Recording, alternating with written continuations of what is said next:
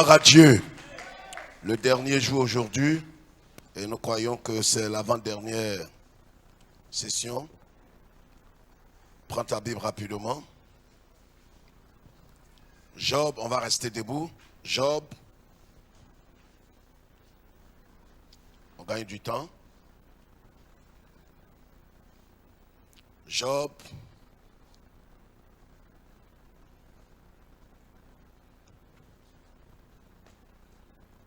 Job 36. Le verset 16. Job 36, verset 16. Il te retirera aussi de la détresse. Qu'il te soit fait selon ton amen.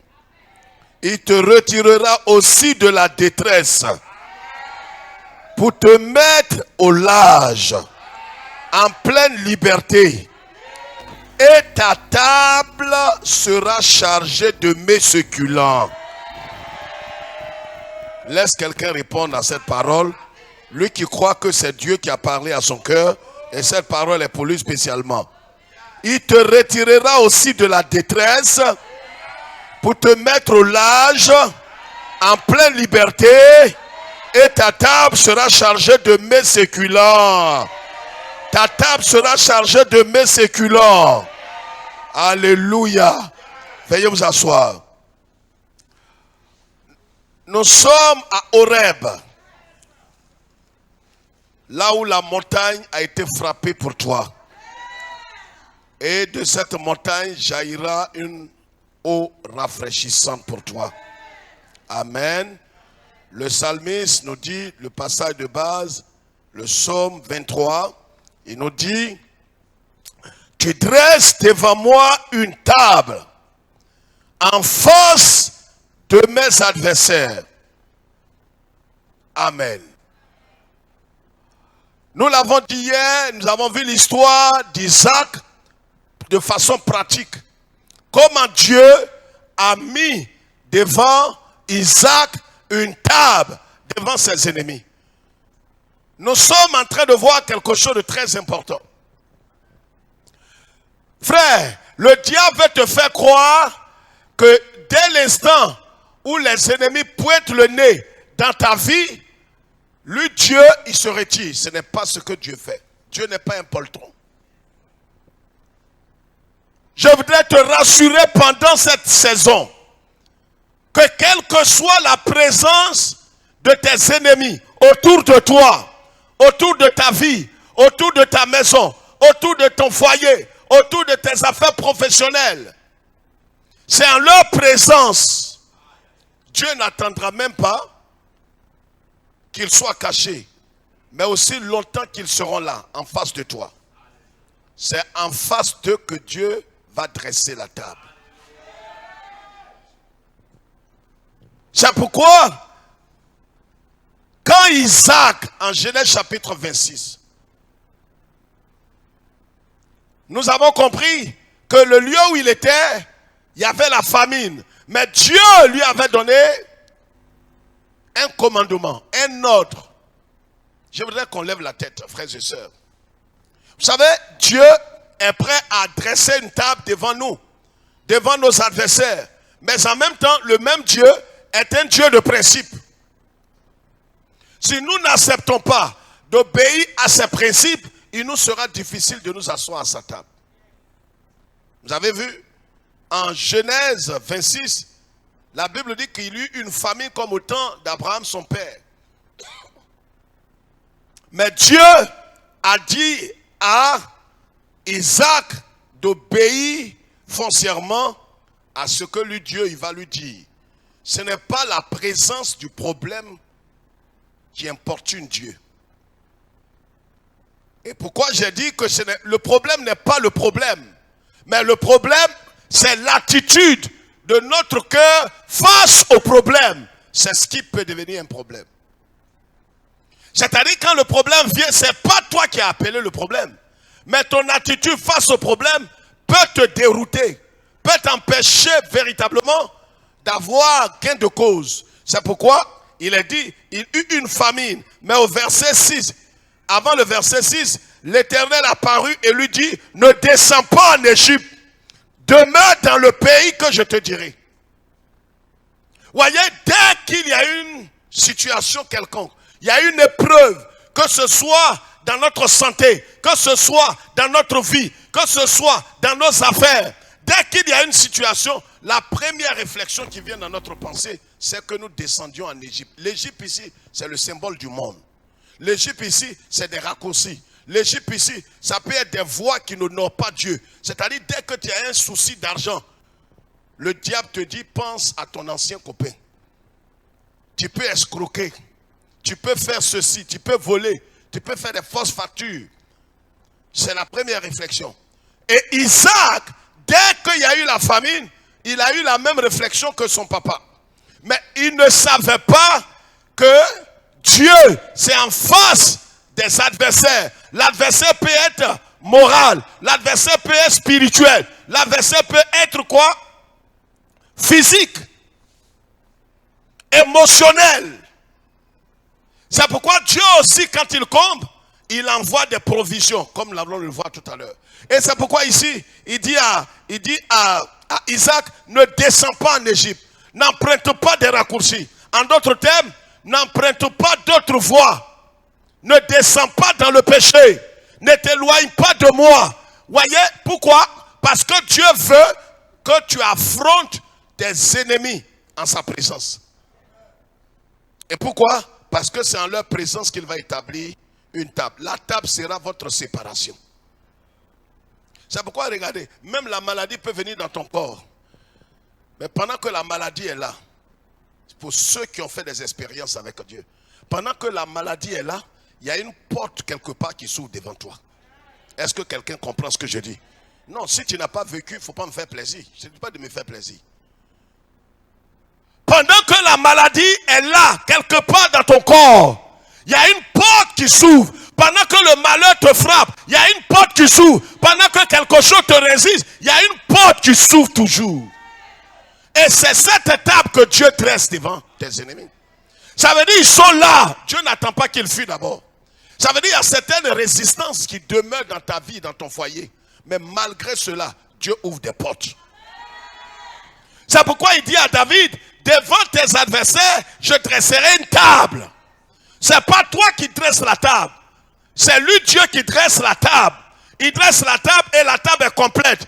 La table a tous les accessoires. La table a tous les mets. La table est remplie, garnie. Quand Dieu fait une table, c'est que cette table est garnie. Tu vas me dire, mon frère, qu'est-ce que tu en sais? Dis, frère, qu'est-ce que tu en sais? Oh, faut appuyer, faut dire, frère, qu'est-ce que tu en sais? Mais quand quelqu'un de sage invite son ami, il lui demande d'office, qu'est-ce que tu aimes?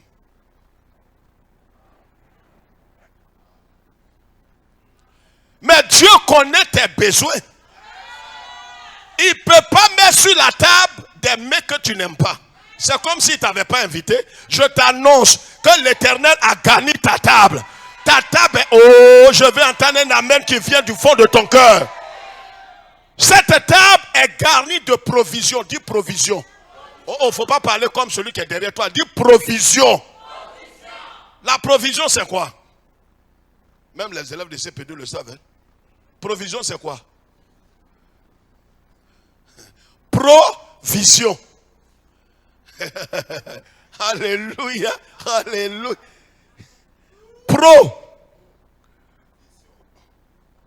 Vision.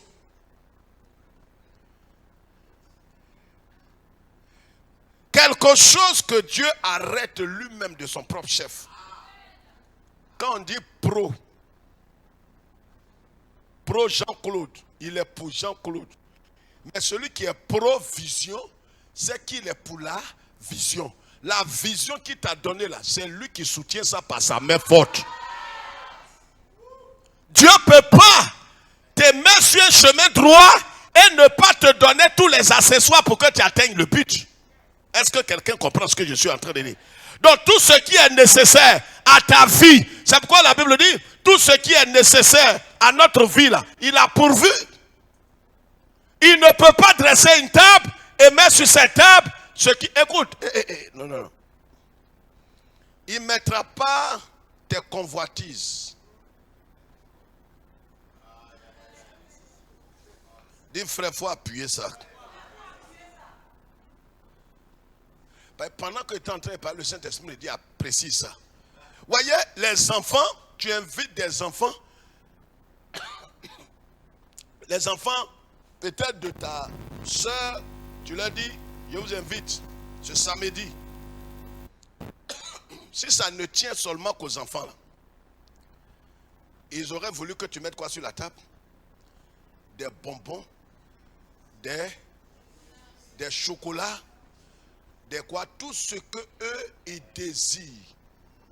Dis frère, c'est là qu'il faut nous expliquer. Il y a des désirs, il y a des choses que tu attends. Mais Dieu qui te connaît, il est ton bon père, ton vieux bon père. Il ne va pas te donner ce que ta chair là désire. Il y a des besoins que Dieu ne va jamais satisfaire. Parce qu'en vérité, ce n'est pas des vrais besoins. Il connaît tes vrais besoins. C'est pourquoi, regardez, Pierre et Jean, ils partaient au temple. Et au temple, ils ont croisé un monsieur qui était paralysé. Il était assis devant le temple. Et il leur demandait de l'argent.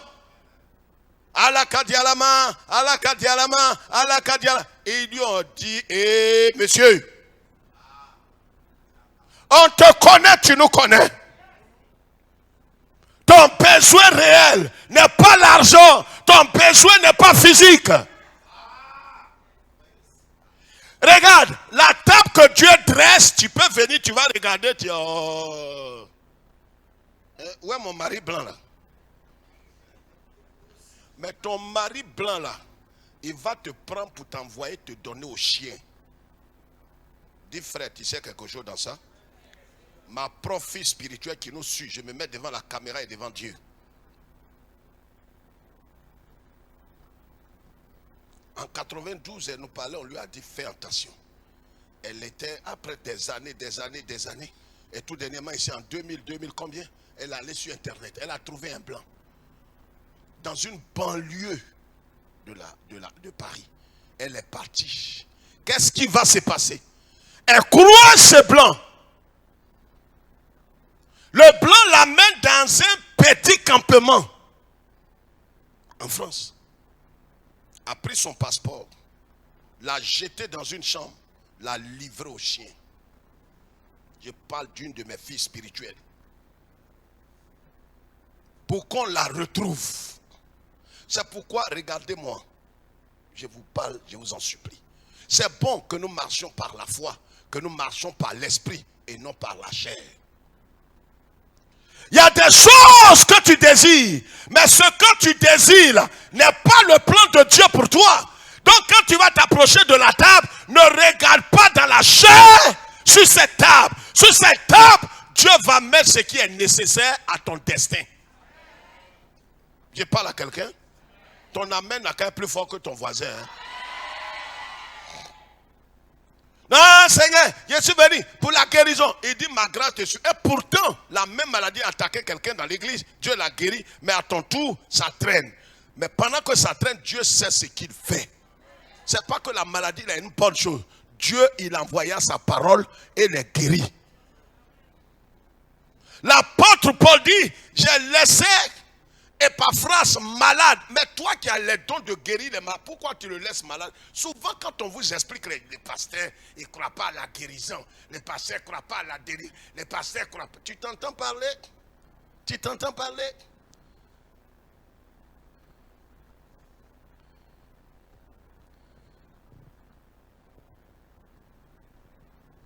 Moi je continue de prier sur les pochettes. Je le fais depuis 90. Et ça marche dans le monde.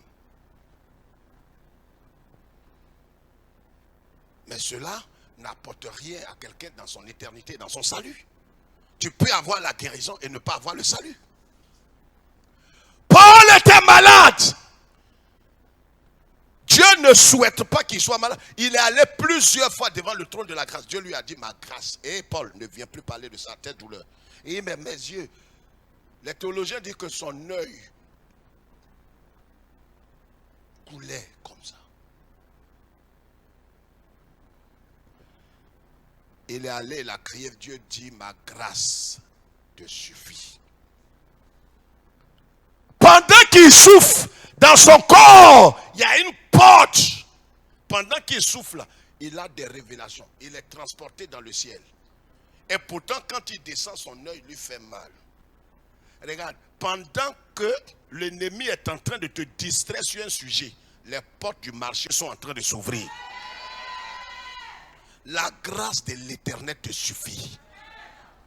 Il y a des actes. Est-ce que vous avez remarqué que pendant que certaines choses sont en train de s'écrouler autour de toi, tu es étonné qu'on dirait que c'est là Dieu en train d'ouvrir une porte.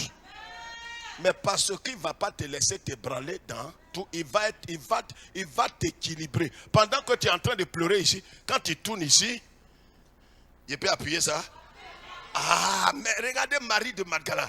Elle a pleuré un coup comme ça. Elle regarde. Elle a demandé aux gens qui étaient là. Elle croyait que c'est des jardins. Si vous avez mis mon Seigneur, elle pleure. Quand elle se retourne, c'est une pièce qui a deux faces. Tu pleures ici, mais ici, là, on rit. Pendant que tu es en train de pleurer, dans la même entreprise, pendant que tu es en train de pleurer, dans la même famille, de l'autre côté, la même semaine, l'Éternel t'ouvre une porte pour te consoler, pour te fortifier, pour t'élever, pour t'apaiser, pour mettre la paix dans ton cœur. Parce que le malheur ne peut pas être partout sur toi.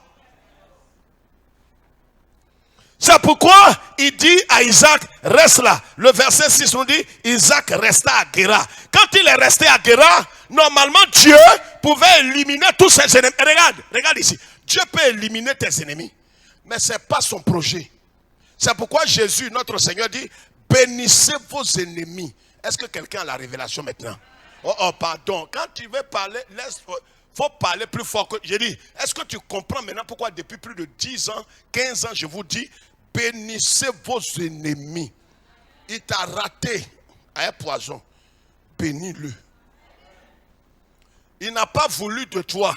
Il t'a renvoyé comme un chien pourri. Il a brisé ta vie, ta carrière. Bénis-le. Je sais que tu n'allais pas dire amen. Tu es un rancunier. J'ai dit bénis-le.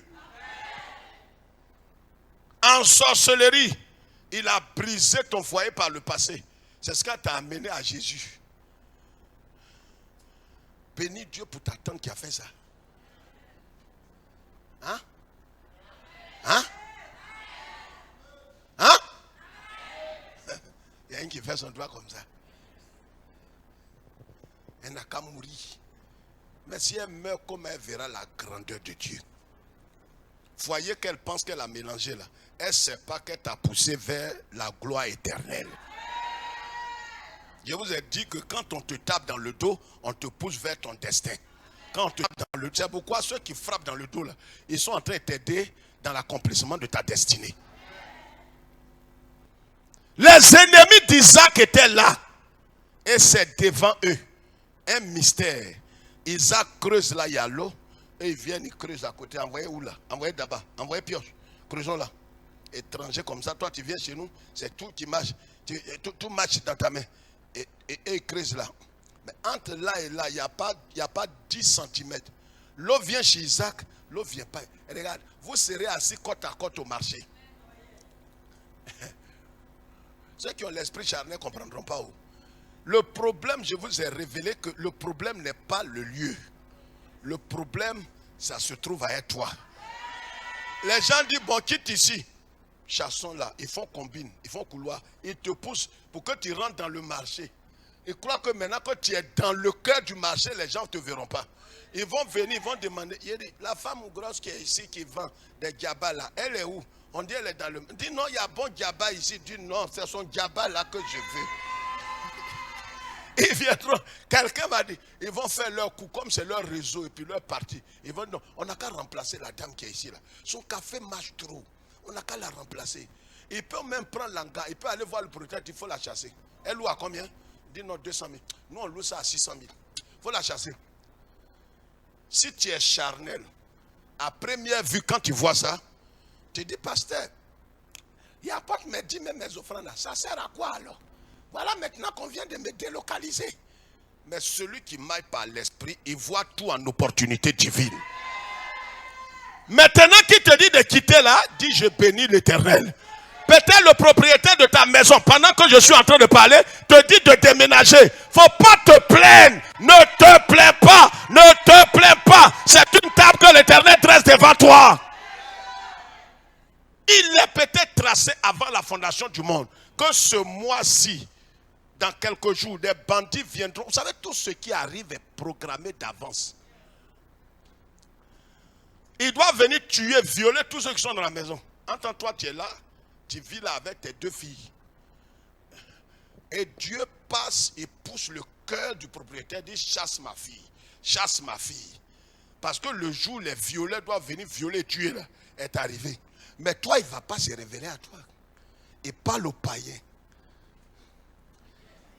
Mais quand tu marches dans la chair, tu ne comprendras pas. Toi qui vois tout en sorcier, quelqu'un, Dieu guide, il te dit, quand tu m'en parles,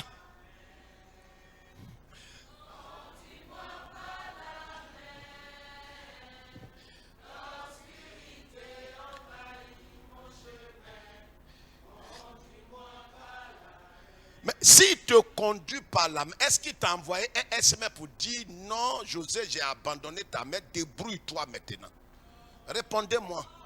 Donc ça veut dire s'il ne t'a pas envoyé un SMS, c'est qu'il te tient par la main. Donc là où il te conduit, tais-toi et suis-le.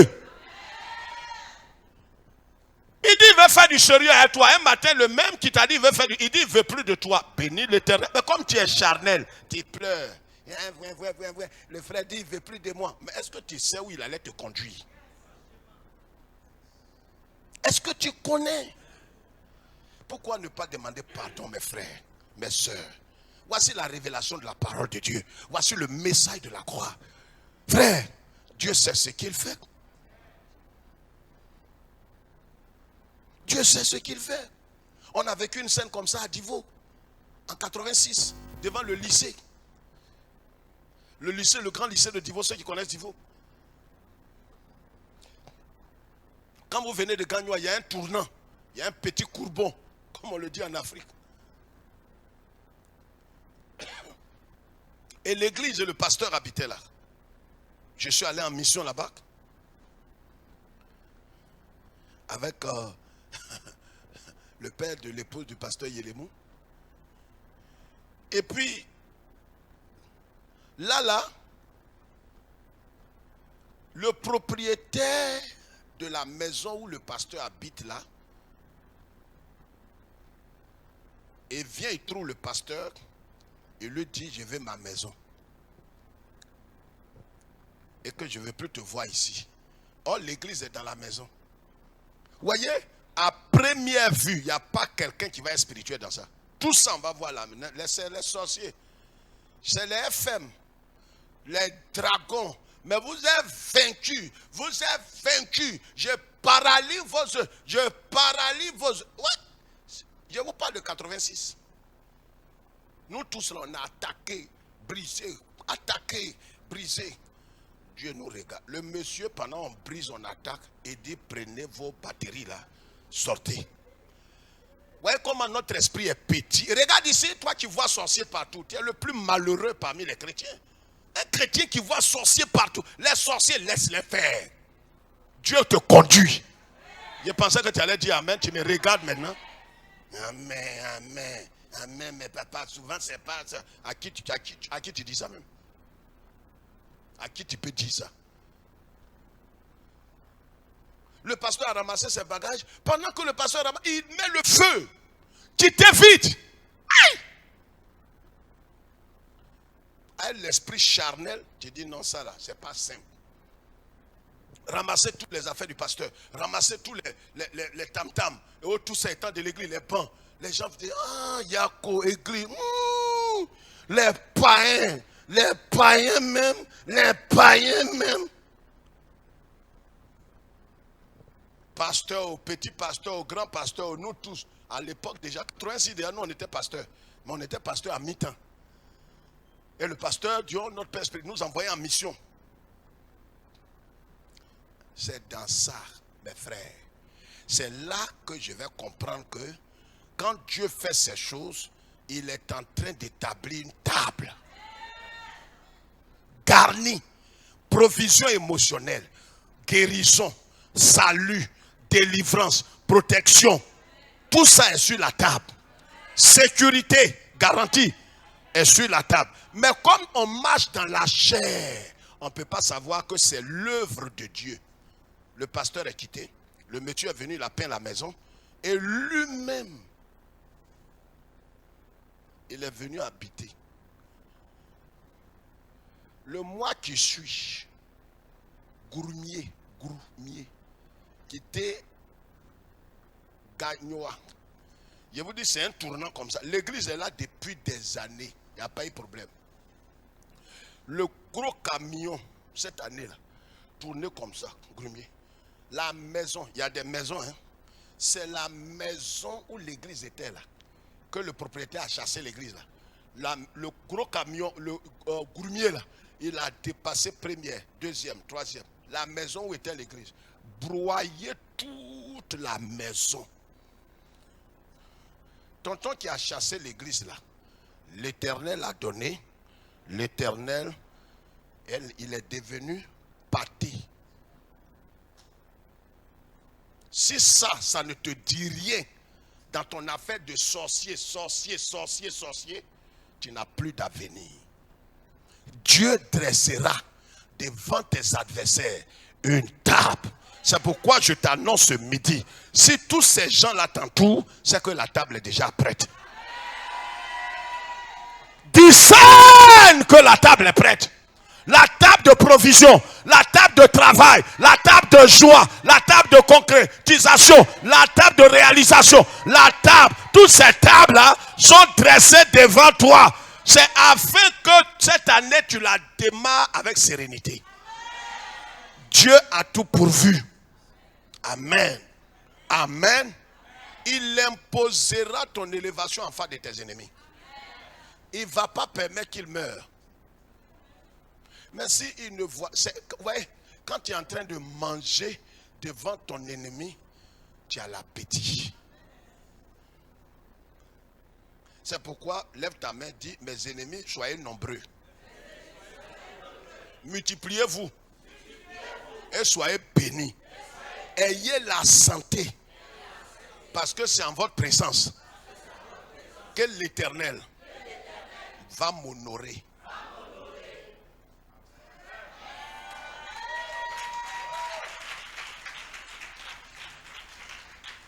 Est-ce que vous connaissez bien l'histoire de et de Pénina? Vous avez lu, mais je vais appuyer le soir. Et ce soir, nous aurons la table ici. Quand vous allez quitter net, on va dresser une table ici, couverte de blanc.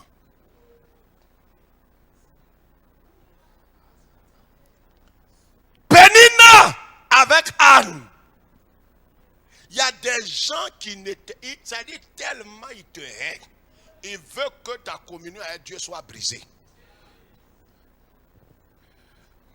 Laisse-nous aller dans ta paix. Au nom du Père, du Fils et du Saint-Esprit, quelqu'un dit Amen.